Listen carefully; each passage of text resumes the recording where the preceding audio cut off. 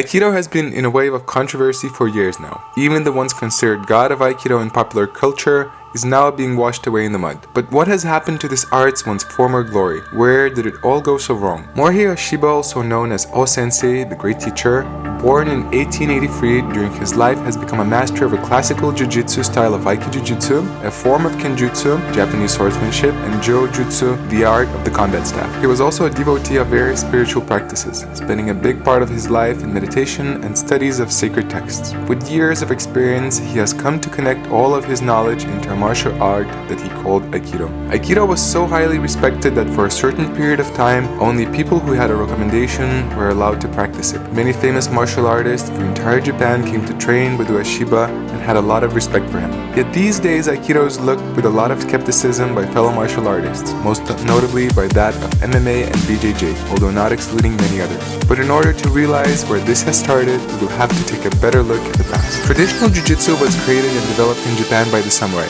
mainly to defend against armored and potentially armed opponents in the battlefield or in other places. Yet after the Meiji Restoration in 1868, which ended the samurai class, completely changed people's relationship to martial arts. Various martial arts, including Jiu-jitsu, have started to be considered unfashionable and had little interest to people. Also, with the changing times, most of the Jiu-jitsu masters started to conclude that their art has become impractical and thus stopped their practices entirely. Yet Jigoro Kano, born 1860, being bullied in his childhood, decided to learn Jiu-jitsu nevertheless. After a long and difficult search for a teacher who would still be willing to teach, he eventually not only came to learn the art himself, but also became a master of it. Yet he did not stop there. With Jiu-jitsu still being unpopular and not accepted by the general public, Sensei Kano decided to not only change some of the techniques, but also to rediscover its emphases and philosophy, which suited more the modern day. Thus, Judo was born, a martial art that was more adapted to the current time. Judo has become increasingly popular and its practitioners constantly won in contests against other styles of Jiu-jitsu, thus proving its superiority. Hearing all the talks about it, Mitsuya Maeda, born 1878, became interested in the art and started practicing in his early years. He ended up studying with Jigoro Kano's senior students with the supervision of the Judo founder himself. As Judo became known in the United States, it was decided to send more judokas there from Japan to promote the art. Maeda took the opportunity. He traveled around the whole West, not only teaching but also constantly participating in various demonstrations and contests. In 1914, he first visited Brazil, where he engaged in his judo activity and became well known. While in Brazil, in 1917, he met Carlos Gracie, who soon became his student and ended up learning from Maeda for a few years. Carlos, having learned Judo, also back then known as Kano Jiu-Jitsu, later on continued to pass his knowledge to his other Gracie brothers. Amidst his brothers, the most notable one was Helio Gracie. Born 1913, Helio was a frail child. Thus, he wasn't able to perform many of the techniques himself due to the lack of physique and other health issues. This in turn led him to modify and improve what he was taught. Continuing to improve what they have learned, Carlos and Helio's Jiu-Jitsu has become so effective that they decided to start hosting an event which was already popular in Brazil, known as Vala Judo, a full-contact, unarmed combat event with limited set of rules, where the Gracie brothers would compete against other styles of combat. Here, the Gracies were actually able to defeat most of the opponents. When the Gracies went to the United States to further promote their style, they started referring to their style as the Gracie or Brazilian Jiu-Jitsu to differentiate from other names. They kept constantly improving their style and proving its effectiveness against various fighters, which also supported their technical growth. Thus, the roots were born of such a well-known martial art these days, which we often simply call now by the abbreviation of BJJ. With tournaments of various martial arts becoming increasingly popular, various martial arts had started to be blended together. Brazilian Jiu-Jitsu had also a big influence in this mix, since in 1993, the first Ultimate Fighting Championship, also known as UFC, was hosted, where Royce Gracie, the son and student of Helio Gracie, won the tournament, thus leading to a realization that BJJ has to be included in the practice of what has become known as mixed martial arts or MMA. With the popularity of MMA and its various tournaments rising, the development of the blend of various martial arts continued. This blend, as much as BJJ, focused on eliminating everything that is not necessary and increasing the efficiency of a fighter in a tournament,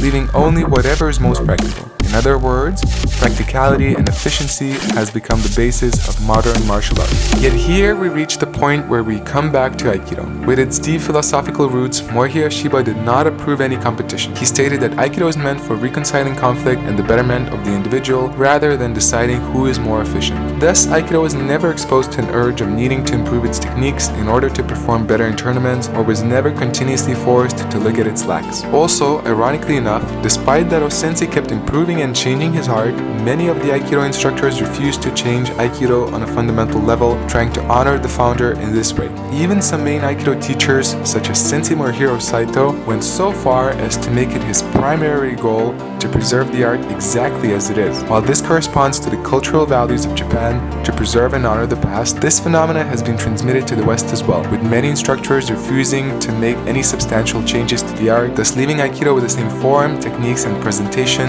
with only minor changes. Not having any exposure to competition and being preserved by its instructors, Aikido has become static while BJJ and MMA has continued to constantly improve, thus eventually starting to give controversy to the Aikido art as to if it has any practical use at all. There had been some attempts to make Aikido more efficient, for example such as the so-called real Aikido created by a Serbian man named Ljubomir Vračarevic. Real Aikido is based on Aikido techniques with the attempt to modify them in a more efficient and practical way.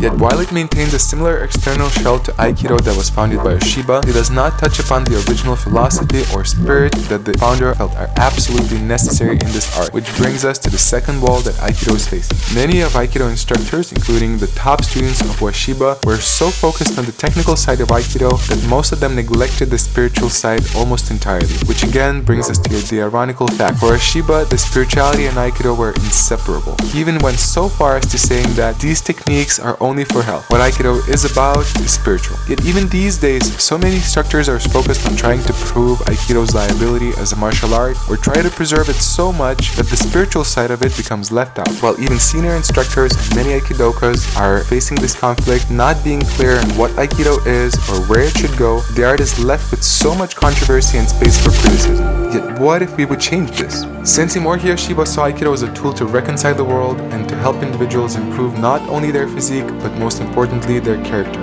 For him, technique was just a platform upon which he could share his message, that true victory is the victory against oneself. The world already has plenty of effective martial arts, yet it is still missing an effective way to reconcile it. Sensei saw that, and that is the reason he created a different martial art and not a continuation of Jiu-jitsu. If Sensei wasn't concerned about proving Aikido against other martial arts, and he wasn't concerned about the importance of technique, why are we? As long as we will put Aikido in the same box as BJJ or MMA, it will never become as popular. Even if we would modify it and adapt its techniques, yet we would lose the essence of it, what would the use of Aikido be? I'd say, let's stop comparing football to chess. Let's respect them, appreciate, and benefit from what they are. Aikido can be a unique tool to make a difference in people's lives and that of the world. It does not deny the chance to improve it, make it better, and adapt it to this day. Actually, it needs that. But just changing the technique will never be enough. As long as we will continue to put it into an existential competition to other martial arts, we will never have the space to reveal Aikido's true message and purpose, and it will never have the popularity that it deserves. I say, let's stop fighting against other martial arts, trying to prove something against them. Let's stop trying to preserve the external shell of Aikido. Let's stop wasting time and start rediscovering and presenting Aikido for what it is. A practice meant to help each individual become better and to reconcile the world. How to do this? We'll have to rediscover again together. But we start with asking this question and not trying to prove something or trying to win against others.